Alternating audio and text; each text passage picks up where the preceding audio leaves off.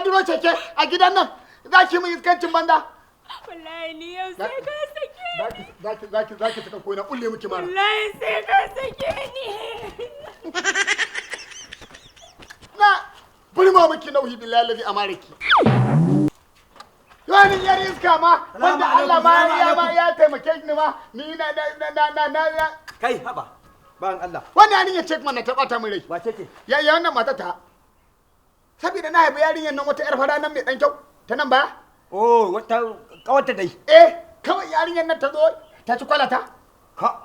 to in baka yi ta ba me zaka yi irin wannan matan na marasa mutunci kai ka yi hakuri ma da ka zauna da wannan dama bai da aga ma ka ce ta yi cikin hegi ka duba yadda kake cin uban maza a waje amma ka zo gida kuma ana rena ma hankali sake ta cin kwalata ta fate wala ka sake ta kawai kai hauka ake da biro gunka da biro na sake ki don alhamdulillah ja ya faɗo ja ya ɗauka kaga sai in koma in yi zawarcin ta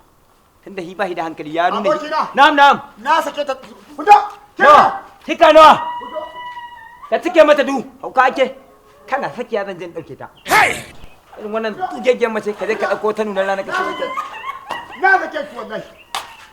ta tafi na sake ta ni a gabana nake so ta bar gidan a ta tafi can guri iyaye ka san me zan baka shawara da warcin waccan din zaka ji ko ai waccan din ba zaura ce shine ma kawai ai na gama yanke shawara dama san abin da zai ɓaci ma nake nema kai kuma sai Allah waccan fa tayi ba sunan wani abu da ake cewa hitiya ai wani yaro nake tunawa hilu kuma Allah in na kalle tarihin nan wani lokaci ba kawai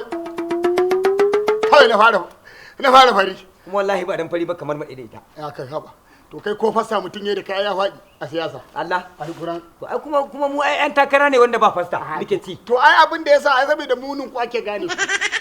da ai tilla kanan baban ka yi ma ba kai ke ba a to kuma hi wannan bakin sa ba kama fahiyar jarka ai tuntuni muka cire shi daga dangin mu